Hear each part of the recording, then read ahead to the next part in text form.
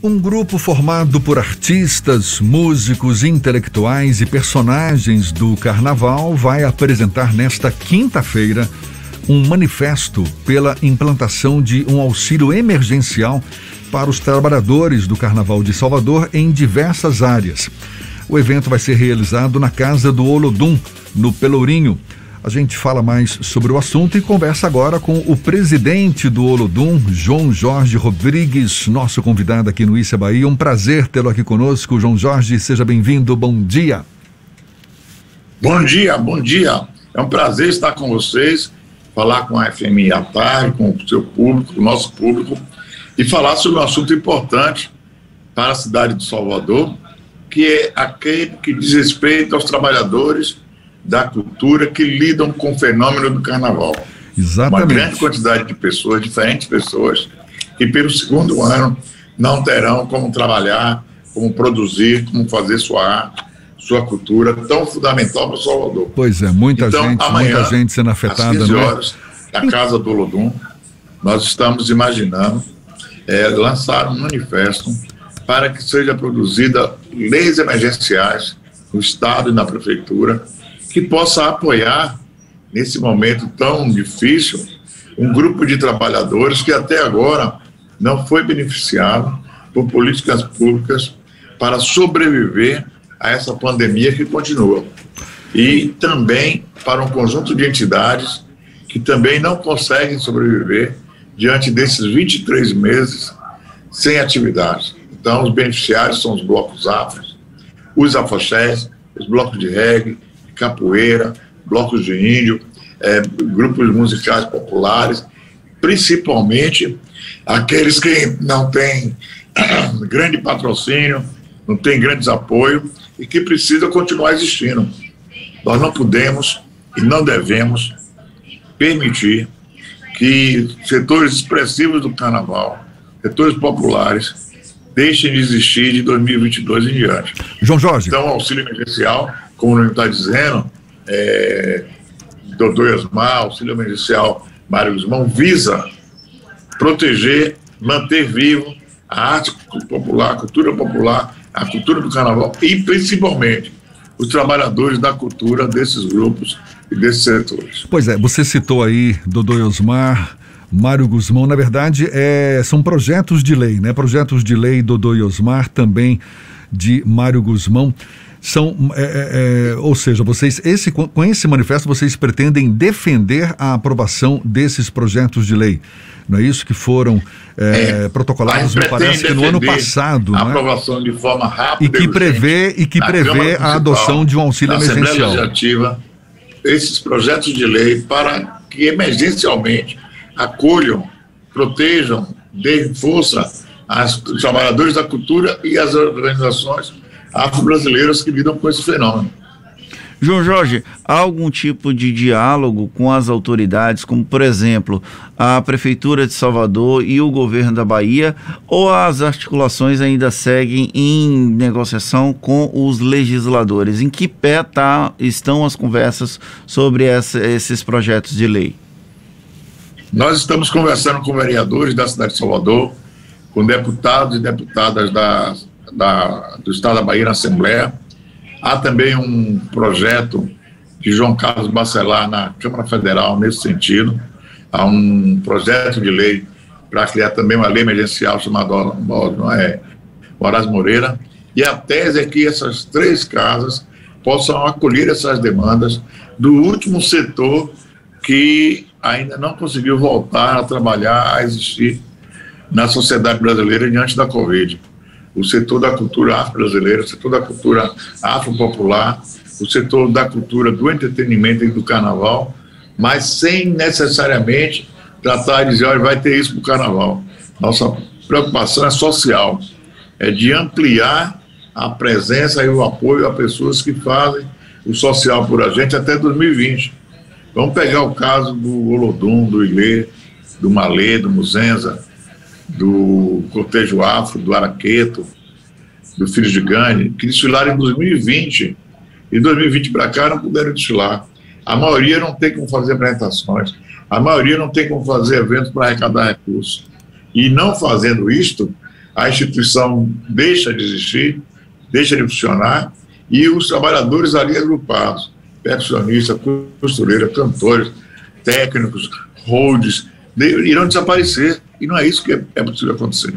Você está falando então, por isso, leis emergenciais, por isso, políticas públicas de caráter emergenciais, que espero que a Câmara Municipal de Salvador, a Assembleia Legislativa, o prefeito Bruno Reis, o governador Rui Costa, tenham a sensibilidade de acolher essas demandas e de encaminhá-las para uma solução que permita, durante 4 meses, essas pessoas receberem o auxílio emergencial, as organizações receberem o auxílio emergencial e sobreviver esperando uma melhora nesse quadro da Covid nos próximos 4, 5 meses.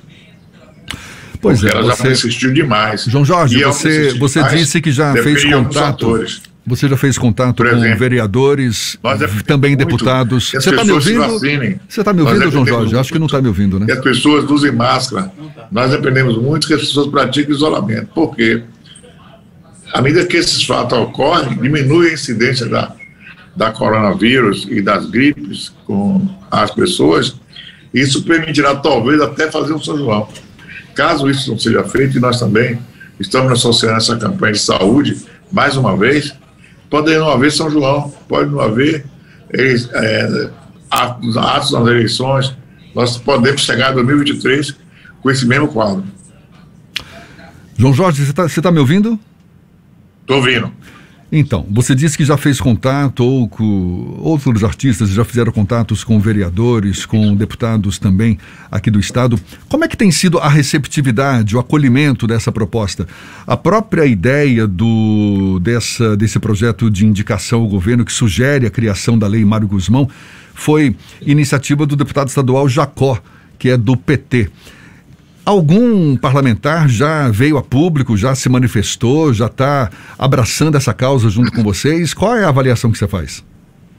Olha, essa é uma iniciativa popular e que está tendo adesão no plano federal com João Carlos Bacelar, com Jacó, na Câmara de Vereadores com Suíca e Cláudio Tinoco, e ao mesmo tempo a gente quer sensibilizar os 43 vereadores de Salvador, os 63 deputados estaduais, os 39 deputados federais, os 2 governos, prefeitura e governo municipal. Isso já está sendo praticado em Olinda, em algumas cidades do país, em que não haverá carnaval, mas haverá, na realidade, uma compensação pública, uma compensação de política de ação afirmativa. Não basta definir que não vai ter carnaval, não basta definir que não vai ter tal atividade, é preciso pensar nos impactos disso. Nós estamos falando a partir de amanhã no manifesto, na Casa do Lodum, que também será transmitido, para que se possa juntos a gente encontrar soluções. Esse coletivo que está apresentando essa proposta amanhã está pensando em soluções para um setor expressivo da sociedade baiana, aqueles conjuntos, aqueles grupos, aqueles seres humanos que fazem uma atividade importante até 2020. Que não pode ficar desamparado, desassistido e também precisam ganhar um prazo de sobrevivência, assim como todos os setores da sociedade brasileira que tiveram políticas públicas para funcionar. É isso que nós estamos falando. Então, assim, a articulação com os parlamentares agora é fundamental, principalmente para que a Assembleia, a Câmara de Vereadores e a Câmara Federal compreendam a importância de apoiar esse grande grupo de brasileiros, esse grande grupo de baianos, esse grande grupo de soteropolitanos, com uma característica específica. São, na realidade, os trabalhadores da cultura afro-brasileira, são os trabalhadores das instituições afro-brasileiras que tanto fazem e tanto fizeram pelo Carnaval da Bahia, pela cultura da Bahia, pelo Estado da Bahia e por Salvador. Uma das argumentações dos gestores públicos é a dificuldade de encontrar recursos para esse tipo de auxílio ou de benefício, independente do segmento. Você acredita que, nesse caso específico, vai haver algum tipo de postura menos defensiva por parte dos gestores aqui de Salvador e da Bahia, já que essa parcela da sociedade, esse segmento é tão importante para o próprio PIB do nosso estado e da nossa cidade? Eu acredito que sim, porque há 2 carnavais que os recursos destinados para o Ouro Negro no estado da Bahia, ou pela prefeitura para o carnaval, eles não foram utilizados e eles já estavam previstos. Então é preciso recuperar esses recursos e aplicá-los no sentido de políticas públicas para o setor do carnaval mais necessitado.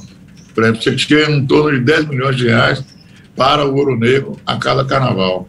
Não teve em 2021 e não tem a previsão de ter isso em 2022. Então é preciso que esses recursos e outros, em especial o Fundo de Combate à Pobreza, em especial recursos que o Estado e a Prefeitura possa colocar à disposição, apoie e ajude esse setor.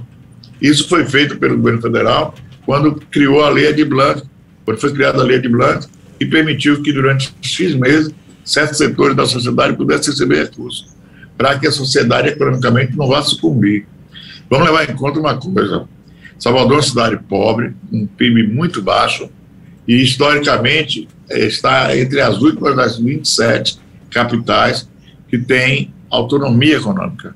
É uma cidade dormitório, não é uma cidade de indústria do petróleo, da prata, do ouro. Ela vive basicamente de serviços, e vive basicamente de serviços ligados ao turismo e à cultura negra, à cultura afro. Então, é esse pessoal que alimenta essa economia da cidade que está entrando numa fase desesperadora, numa fase de dificuldade brutal. E esse apoio emergencial tem um fator importante. Ele vai ajudar a alimentar a economia da cidade de Salvador, a terceira capital, do ponto de vista populacional, com 82% de população afro-brasileira, mas a 25ª capital entre PIBs, entre receita, entre distribuição de renda. E, recentemente, o prefeito Bruno Reis falou da pobreza de Salvador, da pobreza endêmica, desde 1549. O governador Rui Costa tem falado também dessa pobreza. Todos os gestores, desde a abertura política depois da ditadura militar, falam de como Salvador ela é extremamente pobre. E pobre é a maioria da população, principalmente os afro-baianos. Então, essas duas leis emergenciais, elas vão no sentido de começar a corrigir essa profunda distorção. Com o fato de não ter carnaval, com o fato de não ter essa atividade que movimenta essas organizações, isso fica mais agudo. A não ser que as pessoas imaginem que, de uma hora para outra, o gangue deixe de existir, o Ilê deixe de existir, o Araqueto, o Zenza, ou o Olodum, ou aquelas costureiras que fazem milhares de fantasias, não tenha 2 anos seguidos sem fazer essas fantasias. É o caso da segurança. Cada bloco tem, em média, 1.000 pessoas como cordeiros. Há um conjunto de 60 mil cordeiros no estado da Bahia, na cidade de Salvador. E eles não vão trabalhar, não vão existir. Mas o valor deles é baixo. Sim, o valor deles é baixo. Mas é preciso levar em conta que são 6 dias de evento, e nesses 6 dias de evento passa-se a ter algum recurso. Ou seja, há uma cadeia da fome, da pobreza, que nós queremos desmontar. Essas medidas de programas emergenciais visa começar a desmontar o Pacto da Pobreza. O Pacto da Pobreza não vai ter essa atividade e vocês desaparecem. Nós não vamos para nenhum lugar fora do planeta, não. As pessoas que trabalham com o Olodum, com o Ilê, com o Zenza, com o Alê, com o Cortejo Afro, com o Comanche, com o Bloco da Capoeira de Matéria, com os grupos de reggae, com os shows, eles estão aqui e vão continuar vivendo. E a cada dia precisa de necessidade para a volta à família. Então nós queremos que esses 2 planos emergenciais, Mário Guzmão, o plano emergencial do Duasmal, o plano emergencial Moraes Moreira, possa trazer um recurso mínimo. Imaginem vocês 22 meses sem atividades. Não é um dia, não é um mês, 22 meses. Então isso é muito forte, é muito grave e prejudica a saúde mental das pessoas, a saúde física das pessoas. E nós queremos acabar com isso. Estamos dando uma solução para o Estado, para a Prefeitura, para a Assembleia, para a Câmara Federal e para a Câmara Municipal. Maravilha. Então, só para reforçar, é o lançamento do manifesto que foi batizado de Carnaval é Festa, Trabalho e Pão, nesta quinta-feira, às 3 da tarde, na Casa do Olodum, no Pelourinho. Um manifesto formado por artistas, intelectuais, enfim, personagens do Carnaval, trabalhadores do Carnaval, que vai estar lá esse manifesto reivindicando a implantação de um auxílio emergencial para todos esses profissionais impactados pelo cancelamento, pelo segundo ano seguido do Carnaval de Salvador. João Jorge Rodrigues, presidente do Olodum, muito obrigado pela sua disponibilidade, pela atenção dada aos nossos ouvintes. Boa sorte nessa empreitada. Seja sempre bem-vindo aqui conosco e até uma próxima, João. Muito obrigado. Prazer. Foi um prazer falar com você. Obrigado. Luiz. Prazer todo nosso, muito obrigado. Essa conversa também vai estar disponível logo mais na íntegra nos nossos canais no YouTube, Spotify, iTunes, Deezer e Instagram. Agora são 7h47 na Tarde FM.